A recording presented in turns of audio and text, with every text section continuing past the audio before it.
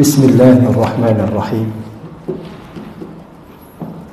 Assalamualaikum warahmatullahi wabarakatuh.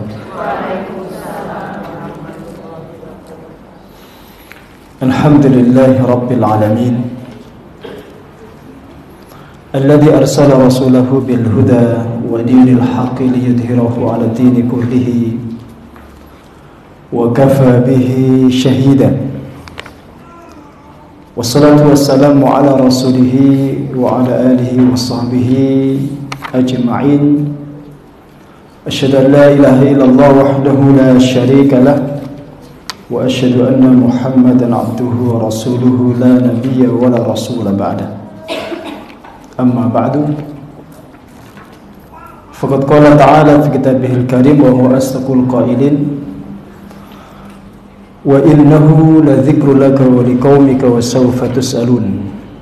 Wa qala alaihi salatu wassalam, man salaka tariqan yaltamisu fihi ilman sahalallahu lahu bihi tariqan ilal jannah. Sadaqallahul azim wa sadaqa rasulul karim wa nahnu ala dhalika minasy syahidin. Akhwati fillah, alhamdulillah kita kembali dipertemukan oleh Allah Subhanahu wa taala di majelis kajian Muslimah Al-Fatih edisi bulan ini November 2022. Alhamdulillah atas nikmat iman dan nikmat Islam. Mudah-mudahan Allah senantiasa menetapkan keduanya di dalam diri kita sampai akhir hayat kita. Alhamdulillah atas nikmat kesehatan dan juga kesempatan menghadiri majelis ilmu, menghadiri raudhah min riyadil jannah, taman di antara taman surga. Mudah-mudahan Allah mencurahkan ilmu yang bermanfaat fid din wad dunya wal akhirah. Salawat dan salam semoga selalu mengalir untuk junjungan mulia Nabi besar Muhammad sallallahu alaihi wasallam yang kita ikuti sunnah-sunnahnya dan selalu kita harapkan syafaatnya kelak di yaumil qiyamah. Bagi ini kita akan mengkaji salat sunnah qiyamul lail. Kalau cukup waktu nanti kita akan tambah dengan salat sunnah tarawih atau qiyam Ramadan, karena satu rangkaian dan satu makna.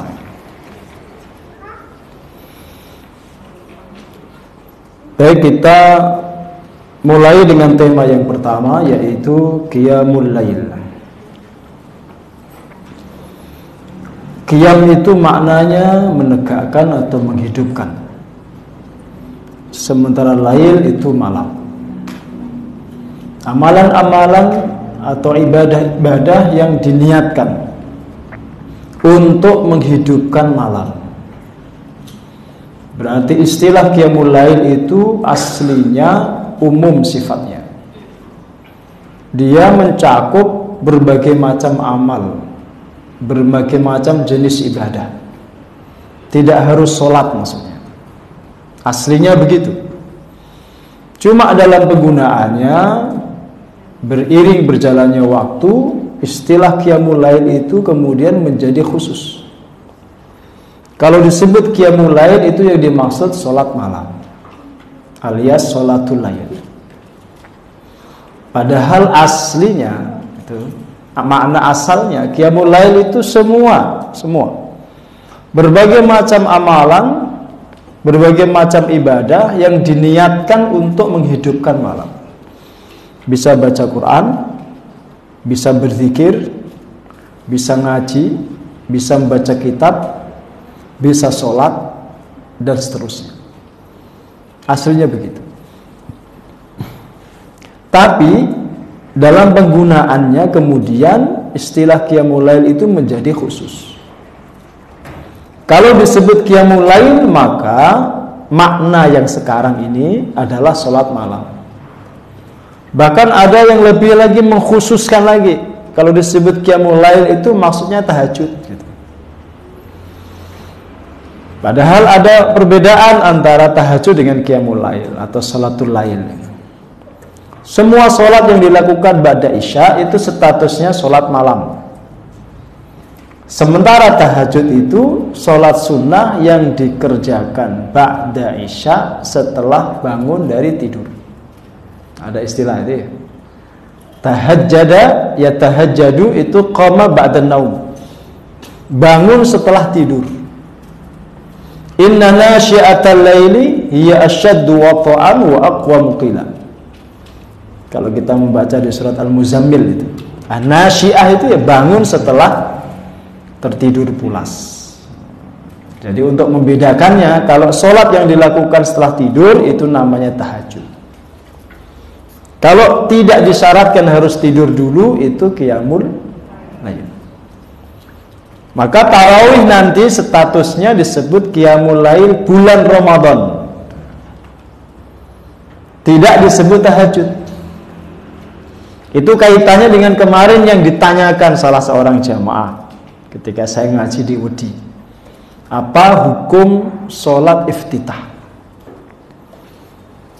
Sholat pembuka 2 rakaat yang ringan itu. Itu kalaupun dipaksakan, istilah itu dipaksakan ada, maka sholat 2 rakaat yang ringan itu terkaitnya dengan tahajud, bukan dengan tarawih. Ya, bukan dengan qiyamul lail secara umum, dia terkaitnya itu dengan tahajud. Karena habis tidur perlu pemanasan, perlu adaptasi, perlu prakondisi, maka 2 rakaat pertamanya itu ringan, dilakukan dengan cepat. Tapi bukan berarti tidak membaca doa iftitah, tidak membaca surat setelah Al-Fatihah. Dilakukan ringan itu maksudnya bacaan suratnya tidak boleh panjang-panjang dulu, bacaannya pendek-pendek. Itu kalau dipaksakan, istilah sholat iftitah itu ada ya. Kalau mau dipaksakan, sebenarnya tidak ada. Nah, ini kaitan makna-makna ini harus kita pahami dulu ya, sehingga dibedakan tadi. Kalau sholat sunnah yang dikerjakan ba'da tidur, setelah bangun tidur, itu namanya tahajud. Kalau tidak disyarati harus tidur dulu, namanya qiyamul lail atau sholatul lail, sholat malam. Terkait keutamaannya, jenengan bisa membuka Al-Quran surah Al-Isra ayat 79. Al-Isra 79. Allah berfirman, wa minal laili fatahajjad bihi nafilatan laka asa an yab'atsaka rabbuka maqaman mahmuda.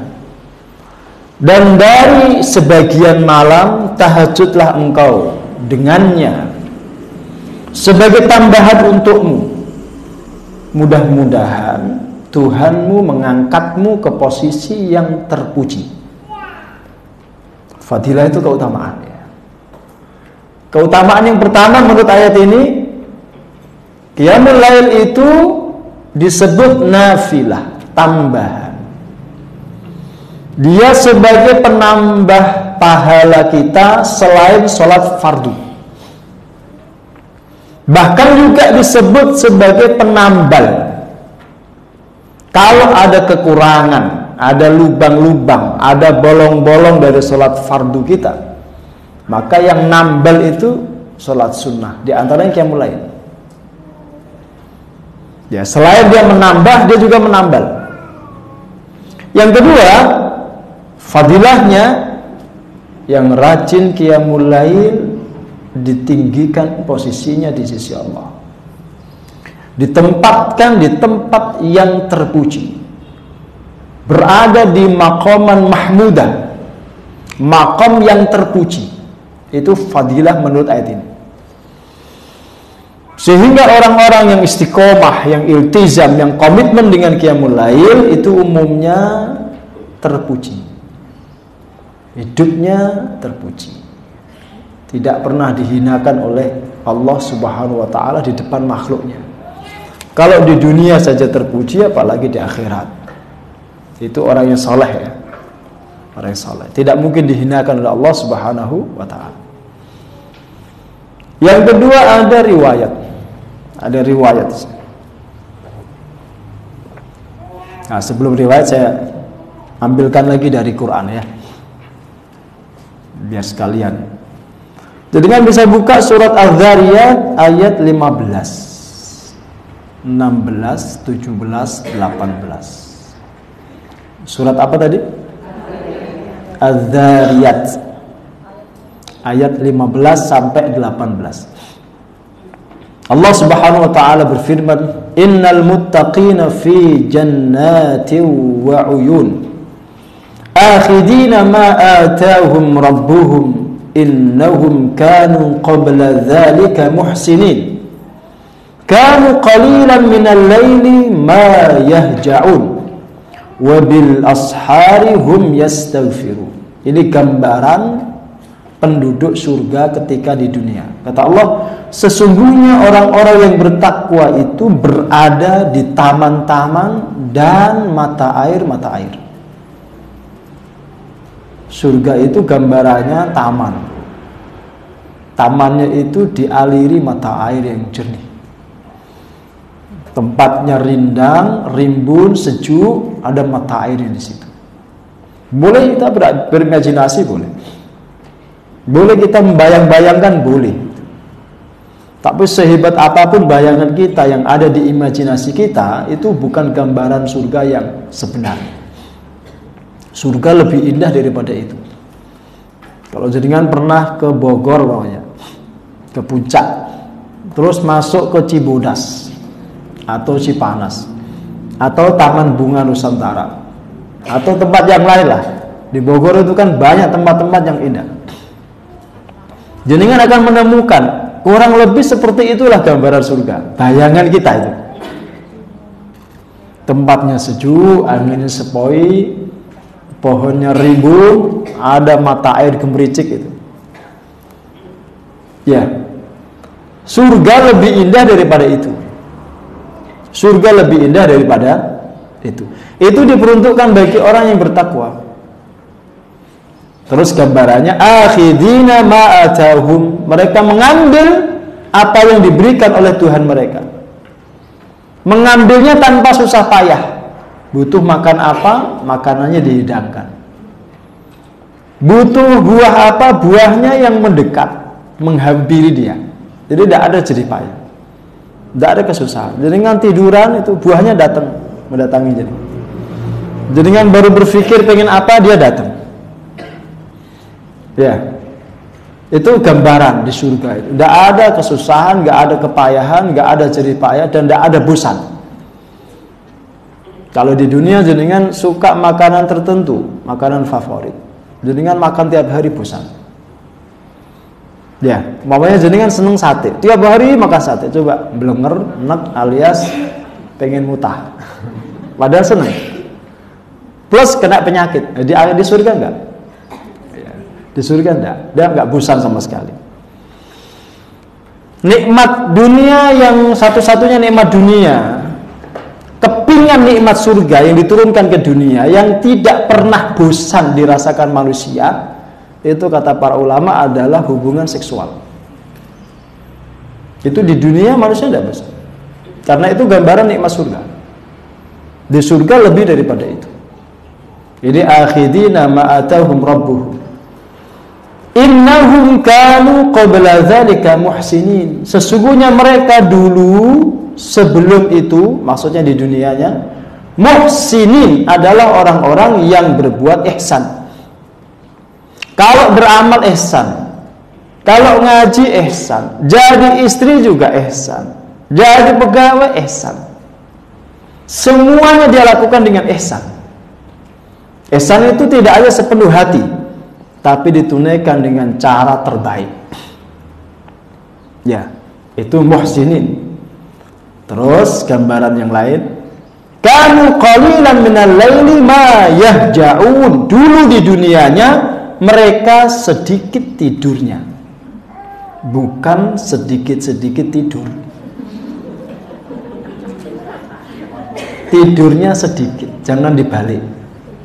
Bukan sedikit-sedikit tidur. Saya di Jakarta itu, Bu, hampir 10 tahun. Ada orang naik Kopaja berdiri itu bisa tidur. Orang Indonesia itu mungkin saking capeknya. Di jamaah juga begitu, ngaji jam 8 pagi ngantuk. Ya kalau di depan nggak ngantuk, karena kelihatan ustadznya. Enggak, sebenarnya ustadz itu melihat yang paling belakang. Kalau di depan malah nggak terlalu diperhatikan. Yang paling belakang itu karena mencurigakan, alias layak disuudoni. Bisa-bisanya ya, jam 8 ngantuk. Mungkin semalam qiyamul lailnya tuh sampai subuh. Dari jam 12:30 sampai subuh mungkin qiyamul lailnya, tahajudnya itu. Ya, tetap harus husnudzon. Ini gambarannya. Di dunianya mereka sedikit sekali tidurnya. Gambaran penduduk surga itu ketika di dunia itu mereka sering bergadang. Tapi bergadangnya untuk ibadah, bukan nonton Piala Dunia. Nah, bapak itu Masya Allah itu untuk nunggu Piala Dunia itu sampai matanya dikasih remasol. Ya, biar melek gitu. Tapi untuk tahajud enggak. Alasannya tahajud dengan hubungan seksual dengan istrinya kan lebih besar dengan istrinya. Terus dia setelah hubungan dengan istrinya tidur, enggak tahajud, karena menurut dia pahalanya lebih besar. Iya betul, tapi ya kadang-kadang tahajud gitu. Jangan sama sekali enggak gitu. Terus gambarannya ini ujungnya wabil asharihum yastaghfirun. Pada waktu sahur mereka istighfar. Waktu sahar itu menjelang subuh. Yang dimaksud al-wabil ashar, waktu sahur itu adalah beberapa saat menjelang subuh. Jadi potret penduduk surga itu mereka qiyamul lail terus menunggu subuh sambil istighfar. Nah, jenengan nanti amalkan ya. Jadi nunggu subuh sambil istighfar. Tuh. Jadi istighfarnya itu sebelum subuh. Bukan saat berantem sama suami. Astagfirullah, astagfirullah. Ngelampir ngelus dada. Sebelum subuh dibiasakan. Paling tidak setengah jam sebelum subuh jenengan sudah bangun. Sholat 4 rakaat, witir 1. Ya, terus istighfar, nunggu subuh. 4 rakaat plus 1 itu kira-kira berapa menit? 5 menit. Jenengan baca Al-Baqarah ya sampai jam 7 siang. Paling jenengan kalau salat 5 rakaat itu ya 5 menit lah. Satu rakaatnya lo 1 menit kan. Bisa hafal masalah ya kan. Habis itu istighfar sambil nunggu subuh. Kalau yang biasa tahajud itu justru dianjurkan istighfarnya sambil rebahan. Jadi nunggu subuh itu berbaring rebahan, tiduran, bukan tidur ya. Seperti kalau kita lihat di Masjidil Haram, Masjid Nabawi itu, sholat tahajud terus tiduran, itu nggak tidur, itu tiduran sambil istighfar. Nah, itu gambaran penduduk surga ketika di dunia. Yang ketiga, surat Al-Furqan ayat 63, 64. Al-Furqan 63. Wa ibadur rahmanil ladzina yamshuna 'alal ardi haunan wa idza khatabahumul jahiluna qalu salama wal ladzina yabituna li rabbihim sujjadan wa qiyama. Nah, disebutkan di sini di antara sifat ibadur rahman wal ladzina yabituna li rabbihim, yaitu orang-orang yang ketika malam hari mereka sujud dan berdiri untuk Tuhannya. Itu gambaran qiyamul lail yang dilakukan oleh ibadur rahman, hamba-hamba ar-Rahman, yang sifat-sifatnya disebutkan Allah secara rinci di surat Al-Furqan 63 dan seterusnya. Berarti kalau jenengan ingin diakui oleh Allah sebagai ibadur rahman, itu harus tahajud, harus qiyamul lail. Hamba-hamba ar-Rahman itu status paling disukai Nabi, Abdurrahman, Abdullah gitu. Jadi kalau jenengan ingin menegaskan status jenengan sebagai ibadur rahman, rajin tahajud gitu. Ya meskipun tidak harus panjang malam ya. Sepertiga malam yang terakhir cukup. Terus yang keempat, surah As-Sajdah ayat 15, 16 dan 17. Surat apa Bu? As-Sajdah ayat berapa? 15, 16 dan 17. Allah Subhanahu wa taala berfirman, "Innama yu'minu bi ayatina alladziina idza dzukiru biha kharru sujada wasabbahu bihamdi rabbihim wa hum la yastakbirun. Tatajafa junubuhum 'anil madaji'i yad'una rabbahum khaufan wa tama'an wa mimma razaqnahum yunfikun." Sesungguhnya yang beriman kepada ayat-ayat kami adalah mereka, orang-orang yang jika diingatkan dengannya, mereka tersungkur bersujud kepada Tuhannya. Mereka bertasbih dengan memuji Tuhannya, dan mereka tidak menyombongkan diri. Terus profilnya itu kata Allah, tatajafa junubuhum anil madaji. Lambung mereka itu tidak familiar dengan tempat tidurnya.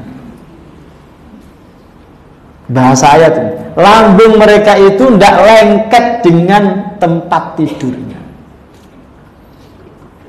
Cepat bangunnya itu maksudnya.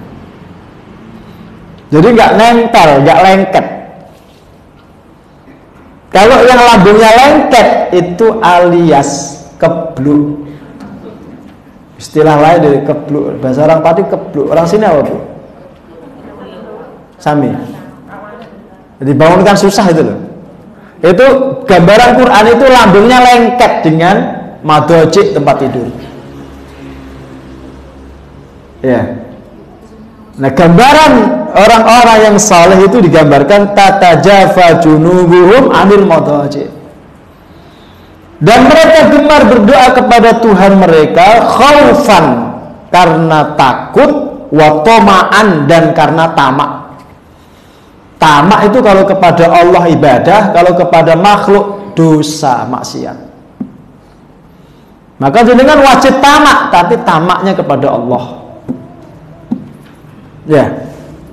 Sebaliknya itu, kalau jenengan tamak kepada manusia dosa. Jangan tamak sama manusia. Kalau jenengan tamak sama manusia, itu jenengan akan dapat dua kerugian. Kerugian yang pertama, rusak hati Anda. Kerugian yang kedua, Anda akan menuduh orang lain pelit. Orang bakhil itu status di mata orang yang tamak. Karena dia tamak, dia berharap sama si fulan tidak memberi dia, maka dia sebut dia pelit. Kalau jenengan tidak punya harapan, jenengan tidak akan menstatusi dia sebagai orang pelit. Maka pelit tidak itu tergantung suasana hati kita. Kalau kita berharap, kita akan nyebut dia pelit. Paham? Aslinya nggak ada istilah bakhil. Semua orang itu aslinya pernah memberi orang lain. Aslinya. Ya, cuma levelnya kan bertingkat-tingkat. Ada yang dermawan sekali, ada yang dermawannya biasa gitu kan. Ada yang ya kurang dermawan tapi dia suka memberi orang. Tapi juga aslinya juga ada yang betul-betul pelit itu ada. Yang cetil itu ada. Biasanya ini dalam sekali. Dipakai nyimpen tangannya itu nggak kelihatan tangannya. Kalau anak kecil kalau diminta kan gini kan. Nah, itu bahasa Quran itu. Jangan kamu letakkan tanganmu di balik punggungmu. Kalau memberikan di depan, ya kan? Kalau tidak memberi itu di belakang. Oke. Yang berikutnya, surah Az-Zumar ayat 9. Amman huwa qanitun ana al-laili sajidan wa qa'iman yahdharul akhirata wa yarju rahmata rabbih. Qul hal yastawi alladhina ya'lamuna walladhina la ya'lamun innama yatadzakkaru ulul albab. Apakah orang yang berdiri sepanjang malam. Bahasa di sini ana al-lailu sepanjang malam. Ya maksudnya tidak terus sepanjang malam full, itu enggak. Seraya bersujud dan berdiri takut terhadap kondisi di akhirat, mengharap rahmat Tuhannya. Katakanlah wahai Muhammad, apakah engkau samakan orang yang mengerti dengan yang tidak mengerti? Yang mengambil pelajaran itu, kata Allah, hanyalah ulul albab. Ini surat Az-Zumar ayat 9. Gambaran ulul albab itu, dia tidak cuma cerdas, tapi rajin qiyamul lail. Kenapa? Karena kecerdasan dia itu mengantar pada keyakinan bahwa akhirat itu ada. Maka dia mempersiapkan diri, dia menyiapkan bekal. Maka disebut ulul albab, orang-orang yang cerdas, para pemikir akal yang brilian.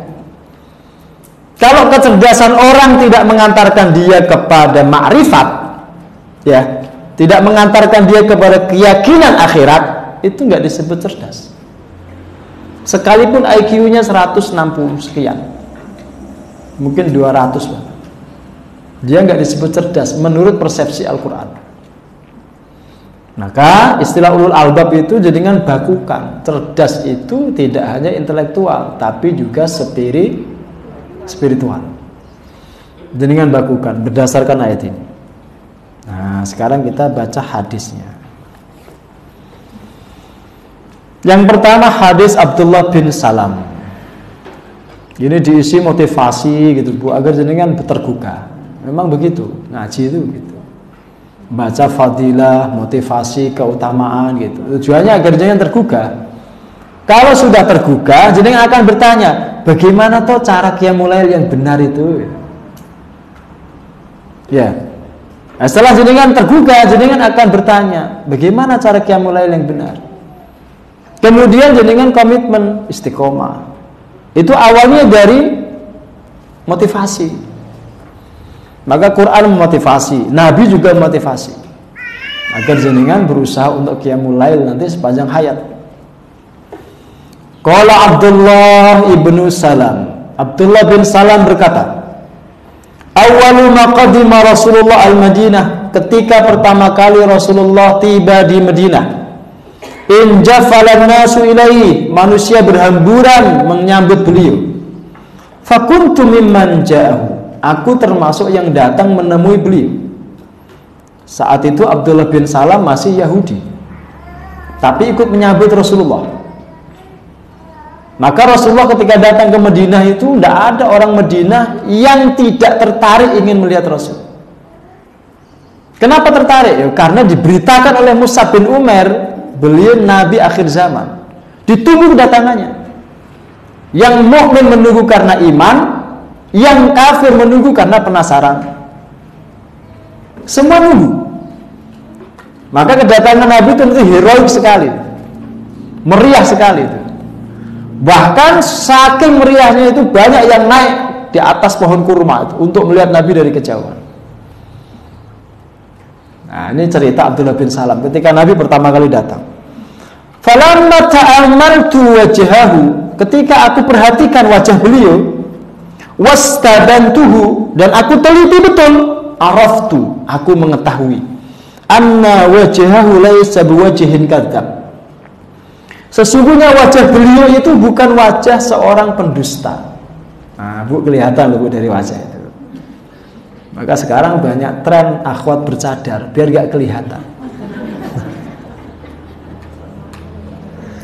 Jadi sifat itu bisa dibaca dari wajah. Kata Abdullah bin Salam, aku perhatikan wajah Nabi itu tidak ada sama sekali tanda-tanda beliau itu senang berdusta. Kelihatan dari gurat wajahnya itu kelihatan. Ya, nah besok jenengan kalau nggak pakai cadar pakai masker, biar nggak kelihatan. Ya. Kemudian beliau berkata, fakana awwalu ma sami'tu min kalamihi, yang pertama kali aku dengar dari pidato beliau ketika itu, beliau berkata, ini pidato perdana Nabi di Madinah. Jadi ketika Nabi disambut penduduk Madinah, pidato perdananya ini dicatat oleh Abdullah bin Salam, didokumentasikan oleh beliau. Ayyuhan nas, wahai manusia. Kenapa tidak ayyuhal muslimun? Karena yang hadir tidak hanya orang Islam. Itu kecerdasan Nabi. Itu membedakan Nabi dengan manusia biasa. Nabi itu dituntun Allah. Yang kamu hadapi itu tidak hanya orang Islam, maka panggil wahai manusia. Kalau dalam bahasa nasional kita ya saudara-saudara sebangsa dan setanah air. Itu menunjukkan yang dihadapi tidak hanya orang Islam. Tapi kalau ceramah di masjid, ya jangan saudara sebangsa setanah air saja. Ya ma'asyiral muslimin, itu harus tahu posisinya di mana ada ceramah. Ya. Bahkan kalau orang-orang Islamnya khusus itu ayyuhal ahbab, wahai orang-orang yang tercinta, begitu. Itu orang-orang khusus yang dipanggil ahbab itu. Orang Arab tuh biasa begitu. Jadi di levelisasi itu panggilan itu. Terus afsus salam, kata salam. Wa at'imut ta'am, beri wasilul arham, sambung silaturahim. Wassallu bil laili wan nasu niyam, salatlah di malam hari ketika manusia tidur terlelap.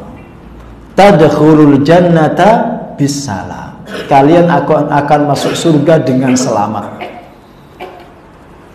Jangan perhatikan baik-baik. Nabi menyebut 4 hal di situ.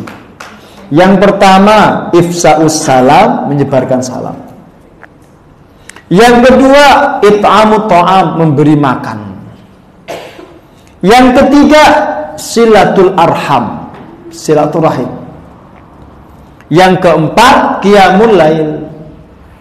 4 hal itu kalau Anda kerjakan, Anda masuk surga dengan selamat, kata Nabi. Sekarang klasifikasi dari 4 hal itu, mana yang hablum minallah, mana yang hablum minannas. Yang pertama, kedua, ketiga itu hablum minannas. Yang keempat hablum minallah. Dan itu pelajaran yang lain. Jenengan ketika memegang teguh ajaran Islam, jenengan gak akan bedakan hubungan horizontal dengan vertikal itu. Hablum minallah itu penting, hablum minannas juga penting. Bahkan Nabi mengajarkan 3:1. 3-nya hablum minannas, 1-nya hablum minallah. Itu ajaran Islam. Karena Nabi sedang menghadapi manusia secara umum, bukan hanya orang Islam. Maka disuruh saling tegur sapa kalau ketemu. Ya, saling memberi makan kalau ada yang kelaparan. Saling menyambung silaturahim meskipun berbeda agama. Itu Nabi, itu ajarannya begitu. Maka Madinah itu adalah gambaran civil society yang terbaik. Itu civil society yang terbaik yang pernah ada di muka bumi, yang pernah dibayangkan Sokrates di dalam ceramahnya itu. Madinah itu. Kalau jenengan pernah dengar ceramahnya Sokrates, pernah Bu? Tidak pernah dengar. Montesquieu, Aristoteles, tapi ceramahnya nggak pernah dengar. Saya juga nggak pernah. Saya cuma baca. Saya baca. Dia pernah membayangkan dalam imajinasinya, ya, profil masyarakat Madani seperti yang diceritakan oleh Sokrates itu, masyarakat Madinah itu. Yang beragam sukunya, beragam agamanya, beragam rasnya, tapi mereka saling dukung-mendukung, saling mencintai. Saling bahu-membahu untuk menjaga negaranya. Dan itu ternyata juga profil masyarakat Indonesia. Ada enggak negara yang sukunya sebanyak Indonesia? Yang bahasanya lebih dari 700. Coba cek, yang pulaunya lebih dari 13.000 pulau. Yang bentangan daratannya itu seperti dari Afrika, dari Eropa Timur ke Eropa Barat. Yang punya 3 waktu. Waktu Indonesia Timur, Tengah, Barat. Itu hanya Indonesia. Yang timur itu sama dengan waktu Korea dan Jepang. Yang tengah itu sama seperti negara-negara Asia Tengah. Sudah. Indonesia itu luas sekali. Dan penduduknya 300 juta lebih. Semuanya doyan makan. Dan semuanya bisa ngentut. Kaya Indonesia itu. Lautnya terluas keempat di dunia. Lautnya itu terluas keempat di dunia. Nah, jadi nanti dapat data dari mana? Pelajaran geografi. Saya masih ingat sekolah saya dulu. Mungkin sekarang udah berubah, karena dulu saya sekolahnya zaman dulu, zaman old. Tapi masih saya ingat. Kalau jadi kan baca, lupa. Penduduknya ketika Bang Haji Roma Irama itu membuat lagu itu 135 juta, masih ada itu. Sekarang udah menjadi 300 sekian juta. Dulu Bang Haji buat lagu Indonesia 135 juta jiwa penduduk Indonesia. Saat itu Bang Haji sekarang udah tua, udah 80 tahun sekian. Oh, udah meninggal, Bu? Oh, Ibu, ya Allah. Doakan panjang umur, Bu. Masih, Bu. Ya. Itu Indonesia, Bu. Jangan kenali. Yang beragam suku, beragam bahasa, beragam agama, tapi tidak ada kerusuhan. Nggak ada perang saudara. Di Timur Tengah itu banyak yang satu negara itu hanya satu agama itu perang saudara. Bunuh-bunuhan, saling tembak menembak. Ngaji begini mestinya dibom, mati semua, itu biasa. Saya Muhammad Ramadan Al-Buti di masjidnya di Damaskus itu ngaji begini, mestinya dibom oleh saudara seiman sendiri. Beliau mati syahid. Kata putranya itu darah beliau itu mercik ke mushaf. Sampai sekarang mushafnya dicium itu wangi. Sampai sekarang. Syekh Muhammad Ramadan Al-Buti. Yang bukunya saya tulis ulang. Nah, nanti kalau saya selesai saya bagikan ke jenengan. Tapi bayar. Ganti cetak. Oh jenengan teng mriku, Mbah mriki lho. Niki biasa. Isin kok gak ada isin jenengan? Saya teruskan, nanti gak rampung nanti. Yang kedua hadis Salman Al-Farisi. Tadi hadis Abdullah bin Salam. Sekarang kita simak penuturan Salman. Qala Rasulullah bersabda, "Alaikum bi qiyamil lail." Jagalah qiyamul lail, kata Nabi. Fa innahu da'bus salihina qablakum. Sesungguhnya qiyamul lail itu budaya orang-orang saleh sebelum kalian. Budaya itu ya sesuatu yang dilakukan sehari-hari. Wa maqrabatan lakum ila rabbikum. Dan cara untuk mendekatkan diri kepada Tuhan kalian. Makin sering qiyamul lail makin dekat dengan Allah. Wa mukaffirun lis-sayyi'at. Dan penghapus dosa-dosa. Cuma kalau jenengan cermati yang dipakai di sini sayyi'at. Sayyi'at itu dosa kecil. Berarti kalau orang qiyamul lail berguguran dosa-dosa kecilnya. Dan secara logika orang yang rajin qiyamul lail itu ya tidak mungkin melakukan dosa besar, sehingga ketika dia qiyamul lail insya Allah bersih dari dosa. Dosa besar hilang karena nggak pernah dilakukan, dosa kecil berguguran dengan sholat yang dia kerjakan. Maka disebutkan kalimat berikutnya, wa manhatun anil ismi, dan pencegah dari dosa besar.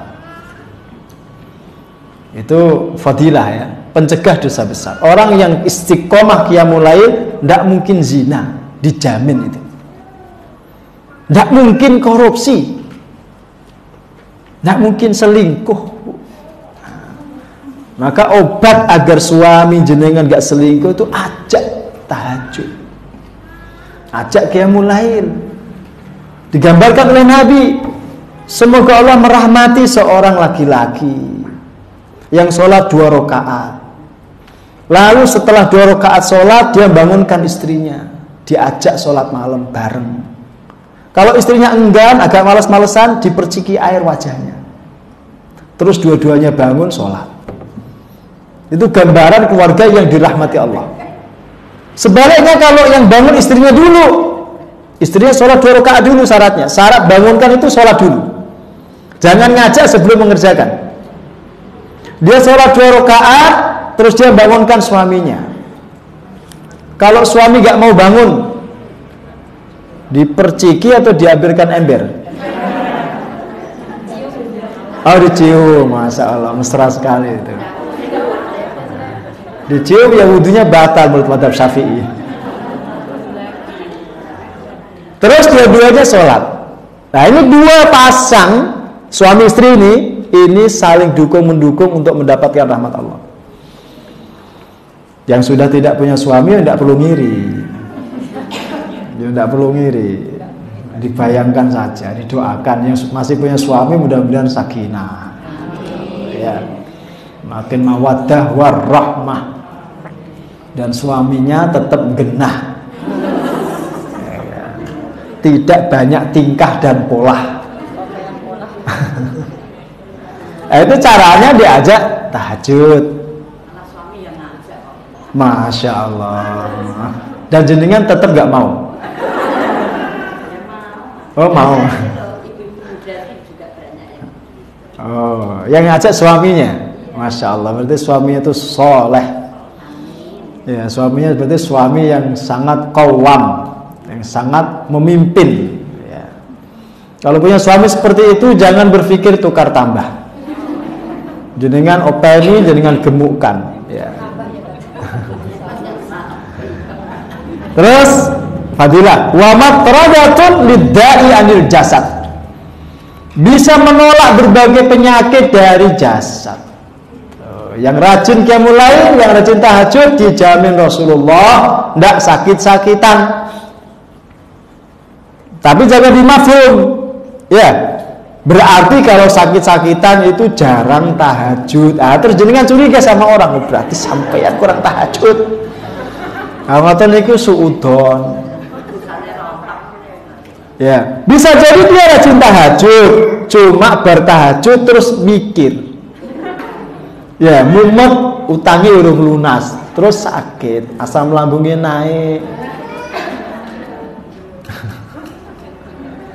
Ya, bisa jadi dia rajin tahajud. Justru biasanya orang yang banyak pikiran, banyak masalah itu rajin ibadah. Karena dia punya kepentingan. Dia ada hajat kepada Allah dan itu baik saja. Nabi mengajarkan begitu. Kalau beliau menghadapi masalah yang berat, beliau sholat. Maka juga jangan menyalahkan orang sholat kok nak pas ono masalah. Ya justru nak pas ono masalah sholat, jangan kedukun. Paham? Itu justru cara Islami, cara yang syar'i. Kalau ada masalah sholat, itu ajaran Nabi. Maka makin banyak masalah, insya Allah makin dekat dengan Allah. Kan gitu. Didatangkannya masalah itu agar jenengan mendekat. Karena ketika itu Allah sedang cemburu sama jenengan. Kok jenengan setelah mendapatkan ini itu jenengan makin menjauh. Dikasih masalah biar mendekat gitu. Itu dia sedang menunjukkan cemburunya. Cuma manusia itu tidak paham sinyal-sinyal Allah itu. Dia nggak paham.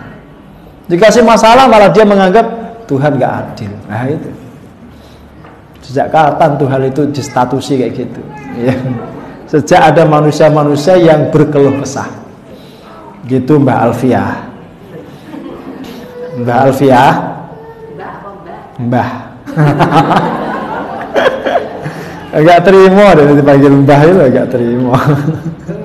Wong saya aja dipanggil Mbah kok. Karena saya sudah punya cucu dari anak angkat saya. Saya panggil Mbah saya. Oke, yang berikutnya tadi fadilah. Yang sekarang kita bahas adab-adabnya. Agar qiyamul lailnya sempurna, qiyamul lailnya menjadi nikmat, jenengan terasa betul bisa menikmati, maka adab-adabnya dijaga. Apa yang pertama? Niat sebelum tidur. Bahkan upayakan minta dibangunkan agar jenengan bisa bangun untuk qiyamul lail. Tapi niatnya yang kuat. Nggak perlu masang alarm. Nggak perlu nyetel HP sampai 100% tuh voice-nya. Nggak usah. Karena alarm itu tidak akan berguna kecuali dengan niat yang kuat. Bunyi alarmnya, tangan gerayang dipateni, turu meneh. Nyala lagi, gerayangnya dipegang, HP-nya dibanting, turu meneh. Ada malaikat yang diberikan Allah tugas. Betul ini Bu, diberikan Allah tugas untuk membantu hamba-hambanya yang niat betul qiyamul lail. Malaikatku, bangunkan dia. Tadi dia niat qiyamul lail. Tepat di jam yang jenengan inginkan, dengan dibangunkan. Yang pernah ngalami mesti, iya betul. Tidak perlu jam, tidak perlu alarm.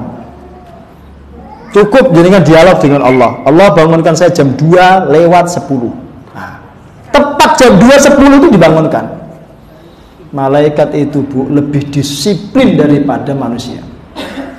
Ditugasi Allah begitu, dia jaga betul. Karena itu amanah untuk membuat manusia ini makin baik.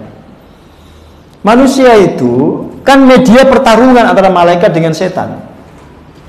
Malaikat ingin jenengan masuk surga, setan ingin jenengan masuk neraka. Maka kalau jenengan tidur itu mamanya tidak membaca doa, tidak membaca ayat kursi, telinga jenengan dikencingi setan, sor begitu, tertutup. Alarm nyala nggak dengar, adzan subuh nyala nggak dengar. Itu telinganya kebak uyuhe setan. Asli. Ini bukan hoak ini cerita Nabi semua. Kalau jenengan berdoa, jaga adabnya termasuk niat ini tadi, ingin tahajud, malaikat itu standby. Dia tidak pernah tidur untuk bantu bangunkan jenengan. Perintah Allah itu. Berarti Allah itu cinta dengan jenengan. Kalau dibangunkan itu berarti Allah cinta. Dituntun untuk sholat malam. Kalau sholat malam aja jenengan tegakkan, apalagi sholat fardu, kan gitu. Oke. Makanya kalau sudah rampung haid, segera mandi, segera sholat. Ya, segera mandi, segera sholat. Jangan malas-malesan. Rampung haid jam 3 malam. Terus turu tangi jam 6:30. Dia tahu sebenarnya sudah berhenti, dia tahu karena sorenya sudah diamati. Ini sudah mau habis. Harusnya segera mandi, subuhan paling enggak. Nah gitu. Tapi banyak wanita itu yang karena kemalasan, dia menganggap dirinya masih haid. Paham? Nah, yang pelaku-pelakunya enggak usah senyum-senyum itu. Memang ada yang tipikal begitu. Baru bangun 6:30, ya dia nggak akan subuhan itu. Berarti dia nanggung satu sholat yang dia tinggalkan, sholat fardu. Ya hukumnya meninggalkan dengan sengaja sholat itu ya dosa. Sudah lewat waktunya, jadi kan nggak mungkin ganti. Nggak mungkin. Sholat itu repot karena selewat waktunya lewat sudah. Nggak ada kesempatan kedua. Yang pertama. Kata Rasulullah, man ata firasyahu wa huwa yanwi an yaquma fayusalli minal lail faghalabathu ainuhu hatta yusbiha kutiba lahu ma nawa wa kana naumuhu shadaqatan alaihi min rabbih. Nah, ini keutamaannya kalau orang punya niat qiyamul lail. Kata Rasulullah, barang siapa mendatangi tempat tidurnya sementara dia punya niat untuk qiyamul lail, untuk sholat di malam hari, lalu dia melakukan sholat, belum banyak rakaat dia ngantuk berat, gitu, maka ditulis untuknya niatnya itu. Berarti kalaupun jenengan nggak bisa sholat, tidur sampai subuh, tapi punya niat qiyamul lail, ditulis jenengan qiyamul lail. Sedangkan tidurnya itu kata Rasulullah sedekah dari Tuhannya. Nah, itu pentingnya niat Bu. Jadi niat itu dipelihara. Niat-niat yang baik itu dijaga, dipelihara. Kalaupun nggak terlaksana tetap ada pahalanya. Niat pengen haji dijaga, niat pengen umroh dijaga, niat pengen sedekah dijaga, niat pengen wakaf dijaga, gitu, dipelihara. Ya kalau ada kesempatan segera ditunaikan, jangan ditunda-tunda. termasuk qiyamul lail. Ya. Sore niati. Kalaupun nggak terlaksana karena kecapean, tetap ditulis pahala. Yang kedua, mengusap kantuk dari wajah. Mengusap kantuk dari wajah ketika terbangun dan bersiwak setelah bangun. Kemudian menghadap ke langit seraya berdoa. La ilaha illa anta subhanak astaghfiru li dzambi wa as'aluka rahmatak. Allahumma zidni ilman wa la tuzigh qalbi ba'da idh hadaitani. Ini doa. Ya, tentunya setelah doa bangun tidur. Itu adab kalau mau qiyamul lailnya sempurna. Yang ketiga, memulai dengan 2 rakaat yang ringan. Nah, ini tadi saya sebutkan. Ini yang dianggap sebagian orang itu sebagai sholat iftitah. Saya bacakan hadisnya ya, agar anggapan itu jenengan ketahui itu anggapan yang kurang tepat. Ya, sebutan begitu tuh tidak ada di fikih. Yang penting pelaksanaan sholatnya itu ringan gitu aja, nggak usah disebut iftitah. Ya, dalam enggak, yo niatnya tahajud, niatnya qiyamul lail. Cuma pelaksanaannya dia lebih cepat daripada setelahnya. Ya, tidak ada niat khusus sholat iftitah itu tidak ada. Yang ada diniati qiyamul lail atau tahajud. Pelaksanaannya yang 2 pertama itu dilakukan lebih ringan. Saya bacakan. Tetap membaca Al-Fatihah, tetap baca doa iftitah, tetap membaca surat setelah Al-Fatihah. Tetap. Cuma jangan panjang-panjang. Jelas ya? Tadi saya singgung di awal, sepertinya jenengan belum datang. Alhamdulillah. Masih bisa datang dan masih bisa meramaikan majelis. Saya bacakan hadisnya dari Sayyidah Aisyah. Beliau berkata, "Kana Rasulullah sallallahu alaihi wasallam idza qama min al-laili yusalli iftataha salatahu bi rak'ataini khafifataini." Rasulullah sallallahu alaihi wasallam jika melakukan qiyamul lail membuka salatnya dengan 2 rakaat yang ringan. Bahasanya iftataha, membuka. Bukan berarti 2 rakaat yang ringan sebagai pembuka itu terus berdiri sendiri sebagai sholat sunnah tersendiri gitu, bukan. Itu bagian daripada qiyamul lail, tapi pelaksanaannya lebih ringan gitu. Dari sinilah kemudian muncul istilah sholat iftitah itu, karena kalimatnya iftataha. Tapi dalam praktek sholat iftitah yang saya temukan itu nggak ada doa iftitah, tidak ada surat pilihan setelah Al-Fatihah. Yang ngoten itu kurang tepat, ya, kurang pas. Ya sekarang sudah tidak ada karena dikoreksi banyak orang. Banyak masjid yang sekarang tidak melakukan sholat iftitah itu kalau tarawih. Selain pelaksanaannya tidak ada dalilnya, yang kedua ya konteks waktunya tidak tepat. Wong traweh kok iftitah. Kan traweh itu didahului dulu dengan qobliyah isya 2 rakaat, isya 4 rakaat, ba'diyah 2 rakaat, sudah 8 rakaat kok masih iftitah. Judulnya ada salah itu. Iftitah kok di tengah-tengah. Paham? Ya, karena kritik-kritik itu kemudian banyak orang yang meninggalkan sholat iftitah, yang sempat viral waktu itu. Saya bahkan pernah ditegur oleh salah seorang takmir gara-gara tidak mau iftitah. Terus gak diundang lagi. Ya, gak diundang lagi gara-gara saya nolak untuk sholat iftitah itu. Dengan praktek yang tadi saya sebutkan, takbiratul ihram, langsung Al-Fatihah, langsung ruku. Nah, saya bilang, loh saya ngaji MI 6 tahun, MTS 3 tahun, aliyah 3 tahun, kuliah 8 tahun, tidak pernah menemukan praktek sholat sunnah seperti itu. Saya sebutkan itu. riwayat pendidikan saya sebutkan, dan itu jalurnya agama semua. Sampai 2 tahun saya kuliah S2, enggak saya temukan juga itu. Terus itu muncul dari mana? Oh, ternyata dari kesimpulan-kesimpulan yang prematur, yang tergesa-gesa. Seandainya ada mengajak itu kita duduk saja. Duduk saja, Bu. Duduk aja mengamati dan menonton saja.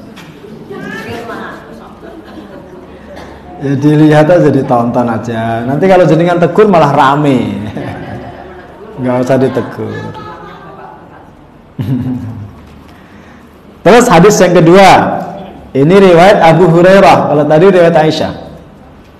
Nabi SAW bersabda, "Idza qama ahadukum minal lail falyaftatih salatahu bi rak'ataini khafifatain." Jika salah seorang kalian sholat malam, hendaklah ia membuka sholatnya dengan 2 rakaat ringan. Rawahuma Muslim. 2 hadis ini diriwayatkan oleh Muslim. Riwayatnya sahih, tapi tidak menjamin kebenaran, karena kesimpulan itu bukan karena sebab riwayat. Orang punya hadis yang sahih, belum tentu kesimpulannya benar. Kenapa bisa keliru? Karena metodologi dia nyimpulkan tidak mengikuti metodologi ulama.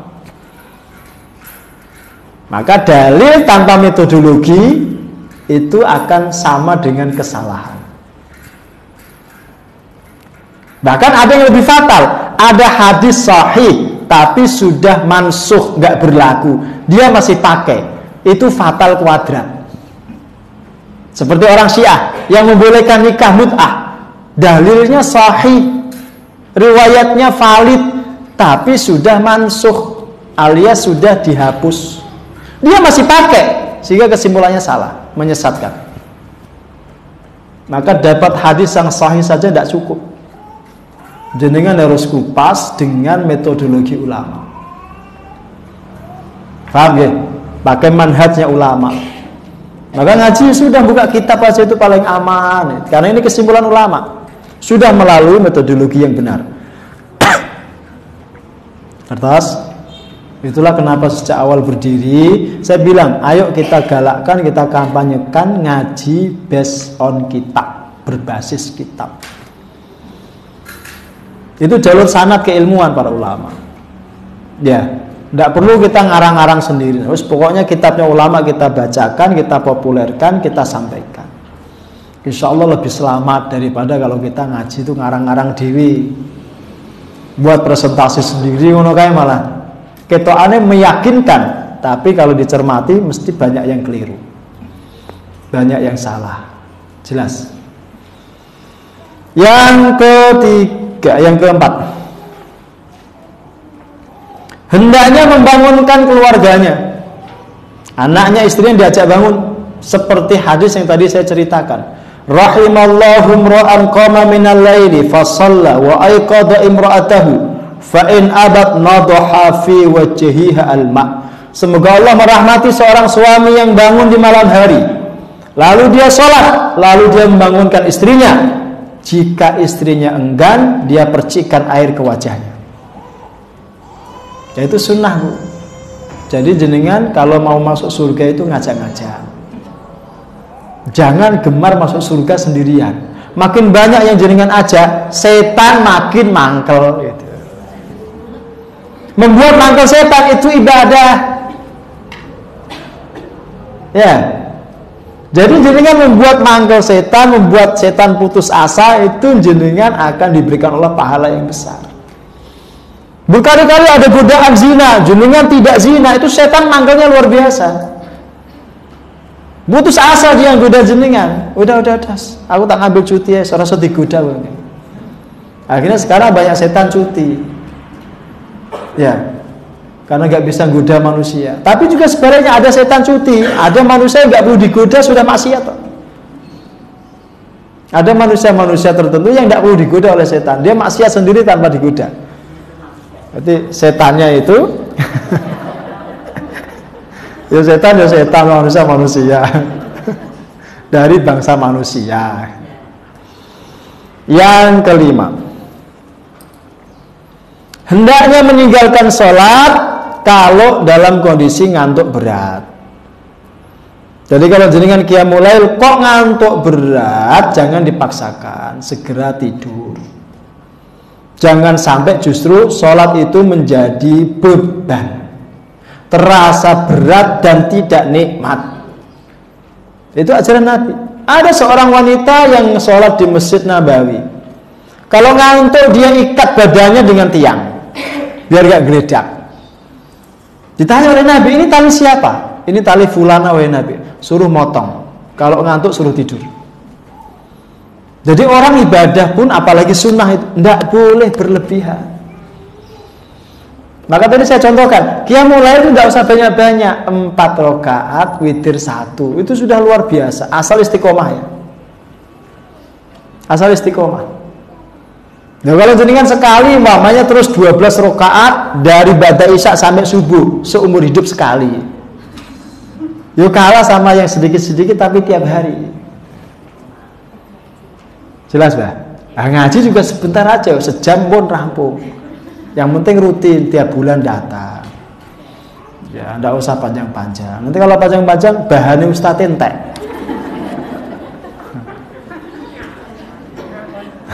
Mbak, nanti Ustadz kentekan bahan.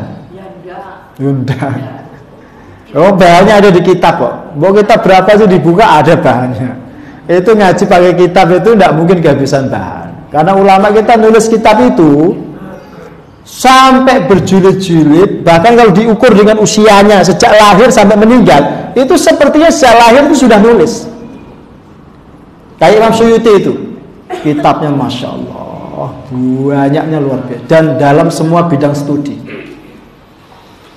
Nah, jenengan sudah nulis apa? Resep. Ya Allah, nulis resep baik. Berarti jenengan dokter Mbak? Oh, resep masakan. Kira resep obat. Iya. Masakan suami juga ibadah. Termasuk masakan Ustadz ya. Yang berikutnya, kapan waktu qiyamul lail itu? Kata beliau, qiyamul lail itu diperbolehkan dilakukan sejak ba'da isya sampai datangnya waktu subuh. Ya, sejak ba'da isya sampai datangnya waktu subuh. Tapi kalau ditanya mana waktunya yang afdal? Yang afdal itu sepertiga malam terakhir. Kalau di Masjidil Haram, di Masjid Nabawi ditandai dengan adzan yang pertama. Jadi kalau ada orang mamanya sholat dari tengah malam sampai menjelang subuh, umpama itu, dengan orang yang sholatnya itu mendekati subuh, itu waktunya afdal yang mendekati subuh. Kenapa? Karena tugas ini kan tidak hanya qiyamul lail, terutama laki-laki, tugasnya siang hari bekerja. Bekerja itu butuh saving tenaga, butuh tidur yang cukup waktunya. Nah, kalau mendekati subuh itu kemungkinan besar dia ngantuk itu enggak. Islam itu proporsional itu. Ngajarkan jenengan itu seimbang. Yuk ibadah, yuk kerja gitu. Cari nafkah. Maka sering saya guyoni kan, yang rajin qiyamul lail dan tahajud bahkan sampai berjam-jam itu biasanya suami-suami yang nganggur. Yang siangnya enggak kerja biasanya. Karena siangnya nganggur, tidur siang, malamnya bisa bangun. Tapi kalau suami jenengan kerja keras, apalagi tukang-tukang bangunan begitu ya, baru isya langsung turu, tangi subuh, nggak tahajud dia. Tidurnya itu lebih besar pahalanya daripada tahajudnya. Kenapa? Karena tidurnya itu disebabkan oleh kelelahan dia mencari nafkah yang halal. Mencari nafkah yang halal itu wajib. Ya, maka jenengan pengen suami yang rajin tahajud atau yang tidak?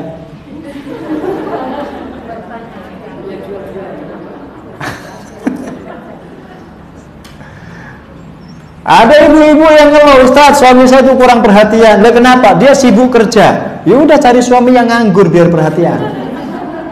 Nah, itu sama dengan itu. Kalau suami jenengan nganggur mesti perhatian banget sama jenengan. Kemana-mana jenengan diantar. Gara-gara suami sibuk, jenengan jarang diantar. Ya udah usah tersinggung. Kalau pengen suami yang perhatian, cari yang nganggur.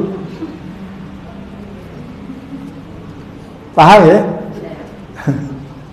Mbak Alfia sepakat ya, karena dia sudah tidak ada beban. Sepakat ya.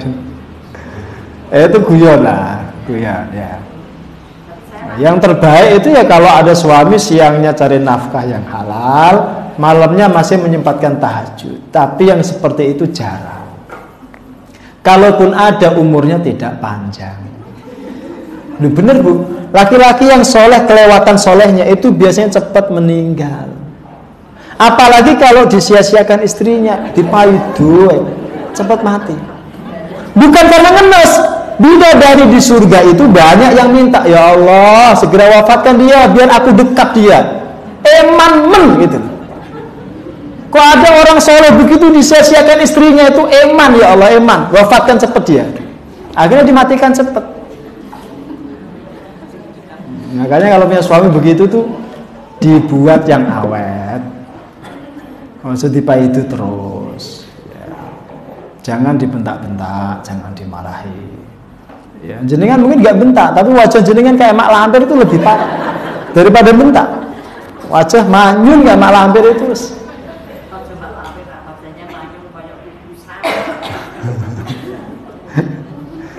Oke, terus berikutnya, berapa jumlah rakaatnya?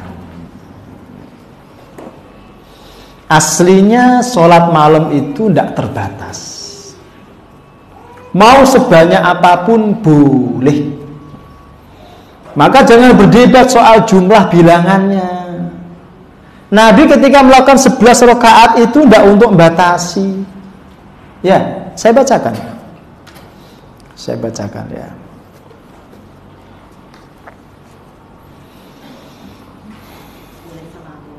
Dia semampunya. Ya meskipun sedikit itu tidak apa-apa aslinya. Buat 2 rakaat terus witir 1 rakaat itu sudah disebut qiyamul lail. Dan bisa jadi lebih diterima daripada yang memaksakan diri tapi gerutu, tidak menikmati sholatnya. Maka kalau jenengan nanti menyoal tarawih itu kan sama ya. Apakah 11 ataukah 23? Itu tidak usah diperdebatkan. Sampai membangun masjid lagi gara-gara beda rakaat tarawih. Nggak ada kok di kota sini itu. Gara-gara kunut, gara-gara tarawih, terus bangun masjid berdekatan satu RT. Speakernya di depan. Kalau khutbah serang-serangan, wonten teng mriki lho, kan nggak sebelum saya sebutkan namanya kan. Mriki mau di kota sini loh. Itu satu gang, dipisah gang aja itu. Yang satu ini coraknya ormas tertentu, yang satu ormas tertentu, depan speakernya. Kan mules itu jamaah. Ya, dua-duanya dipakai Jumatan itu loh. Itu ngenes lah, masih masa modern masih begitu. Kayak nggak pernah ngaji aja. Kalaupun mau buat masjid lagi itu yang agak jauh gitu loh. Alasannya karena sudah nggak nampung gitu. Jangan karena beda-beda begitu terus bangun masjid lagi. Itu namanya firqah-firqah. Ini dulu sebelum dibangun Bu masjid ini, saya matur ke warga, saya ikut pertemuan, saya ikut perkumpulan, saya ikut perembukan, saya matur agar gak menimbulkan konflik. Saya bahkan matur nyuwun izin nanti masjidnya dipakai Jumatan. Tokoh-tokoh mengizinkan baru kita pakai Jumatan. Begitu. Ada Bu di sana kan, di dekat sawah sana ada masjid Al-Huda itu. Ya, untung di sini agak jauh itu. Agak jauh ya, sehingga perlu komunikasi itu loh. Apalagi berdekatan begitu ya Allah. Gara-gara kunut, yang satu kunut, yang satu enggak buat masuk. Saya pernah safari di Wonosobo, Jumatan kalau di komplek pesantren, yang ikut banyak sekali. Keluar komplek, di depan ada masjid jami, gede banget. Sama-sama dipakai Jumatan. Ya karena beda corak ormas gitu. Nah itu di kurikulumnya Al-Fatih udah selesai kayak gitu. Anak-anak sejak awal saya didik untuk lapang dada dengan perbedaan, dewasa menyikapi khilafiyah. Jangan ribut soal-soal kecil begitu. Maka diajarkan kenapa ada yang kunut, kenapa ada yang tidak, sebab khilafnya apa. Itu diajarkan sejak mulai dari masuk, itu diajarkan. Kenapa ada yang tarawihnya 11, ada yang 23, diajarkan sebabnya apa, dalilnya mana, diajarkan. Ya, kalau jenengan nggak usah sampai ke situ, mumet nanti. Ya usah, biar putra-putra jenengan mau, putra-putri jenengan mau. Yang masih muda-muda, yang otaknya masih encer. Nah, jenengan kan sudah semperawut.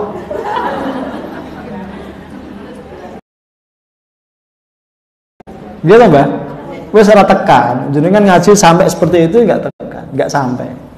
Ya jenengan ngaji-ngaji yang umum, Mas. Yang penting semangat. Bar ngaji semangat ibadah. Bar ngaji makin bakti sama suami, gitu.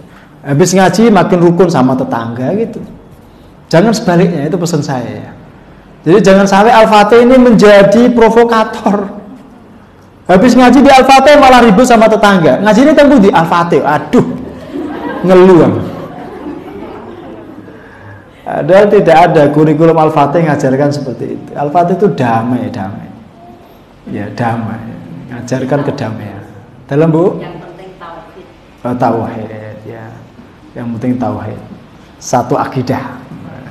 Baik, cukup, waktunya habis, tidak cukup untuk membahas tarawih. Insyaallah di pertemuan yang akan datang. Wallahu a'lam bishawab. Assalamualaikum warahmatullahi wabarakatuh.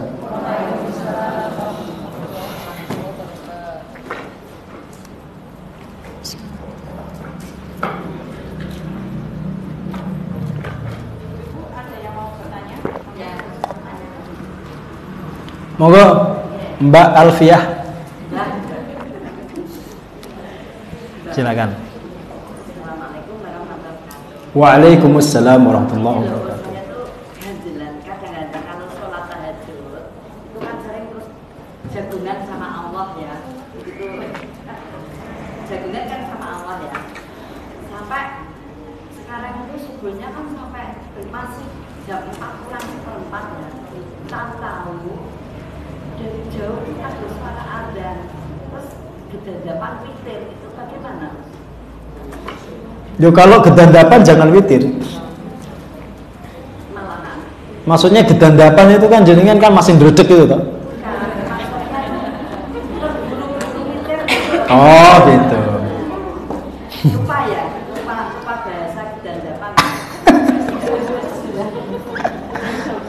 Jenengan sebenarnya kalau belum witir itu jangan nunggu duduk dulu. Tahajud tutup langsung dengan witir. Habis itu baru jenengan dialog, jenengan istighfar sama Allah gitu. Jangan belum witir jenengan sudah jagongan. Ya gedandapan jenengan. Nggih. Maka Rasul mengatakan ij'alu akhir salatikum fil laili witran. Jadikan salat malam kalian yang terakhir itu witir. Maksudnya witir itu jadikan sebagai penutup. Kalau belum jenengan tutup, ya jangan jagungan gitu. Baru ditutup ya jagungan jenengan. Kayak ngaji begini, belum ditutup ya jagungan sih. Nah, saya tuh pikiran saya. Pikiran saya ya tidak berilmu itu tadi ya. Karena tidak ada apa hadisnya ya. Yeah. Tidak berilmu. Jadi nah, karena penutup dan setelah itu kan ada pikir khusus setelah witir begitu loh. Oh, jadi salah ya. Kurang pas. Jadi tahajud rampungkan, tutup langsung dengan witir. Baru jenengan wirid, zikir, istighfar sambil nunggu subuh. Ya, kalau ada suami lagi baca lagi apa, buatkan kopi gitu. Gitu. Kalau enggak jenengan zikir, wirid, nunggu subuh sambil istighfar gitu. Tapi dirampungkan dulu sholatnya, tutup dengan witir. Jelas? Baik, masih ada? Silakan. Monggo, Bu. Assalamualaikum warahmatullahi wabarakatuh. Waalaikumsalam. Saya mau bahas yang masjid. Yeah. Gitu loh. Jadi di rumah saya sendiri itu ada masjid baru berdiri belum setahun ini, pas depan rumah sebenarnya. Tapi semua kegiatan saya lakukan di masjid yang pertama dulu di belakang rumah saya gitu kan. Nah terus kan ketika aja kan itu nggak bareng terus. Ya misalnya pas azan atau apa itu kan mesti duluan tuh masjid yang depan saya itu, yang belakang saya itu mesti carry gitu. Nah saya ikut itu yang mana ya? Yang duluan selesai azan yang di depan apa saya ikut yang di belakang, karena kegiatan saya semuanya saya lakukan di masjid yang belakang ya, kayak TPA, ya tarawih gitu. Jamaahnya juga saya selalu kalau ada tempat jamaah saya ke belakang, nggak pernah ke masjid depan. Ya itu repotnya Indonesia itu terlalu bebas. Ya terlalu bebas. Jadi mau buat masjid itu ya gampangnya luar biasa. Sebenarnya nggak apa-apa, asal ada komunikasi. Kalau mau bangun masjid baru itu komunikasi dengan tokoh-tokoh, dengan pihak desa dan seterusnya. Kalau diizinkan bangun, kalau enggak ya sudah. Berarti kan masih cukup masjid yang lama itu. Ya, dibiasakan begitu. Apalagi berdekatan itu. Ini kayak masjid pribadi gitu loh. Sebenarnya yang punya itu bangun sendiri tanpa ya kalau masjid pribadi ya jenengan enggak usah di situ berarti. Jenengan di masjid yang umum saja. Itu kan berarti bukan masjid musola pribadi. Bukan pribadi dalam arti sendiri. Jadi yang bangun itu kayak wakaf gitu loh.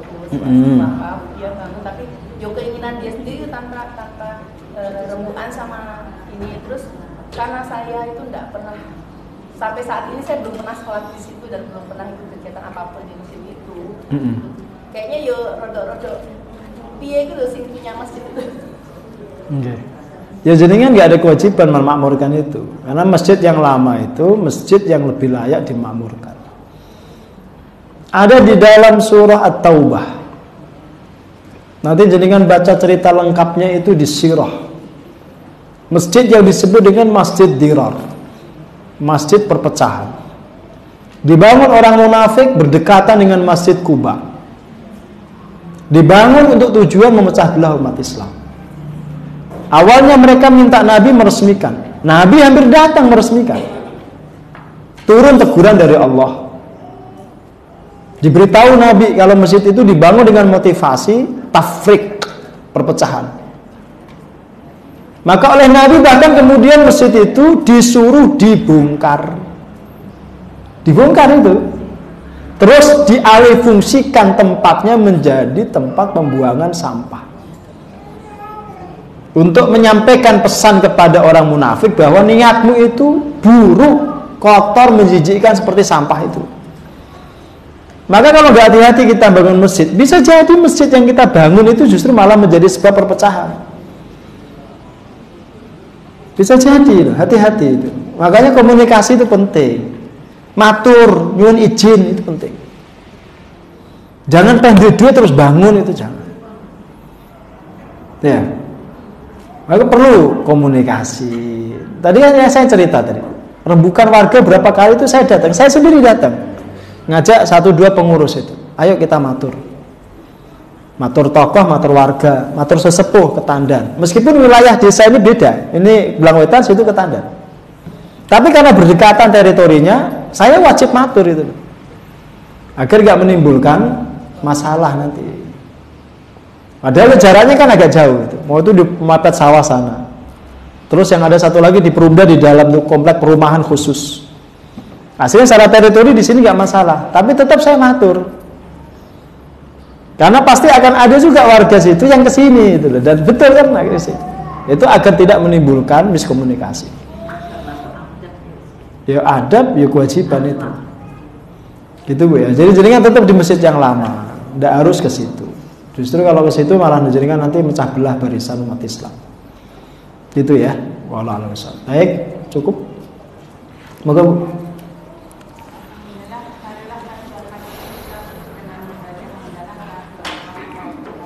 Alhamdulillahirabbil alamin.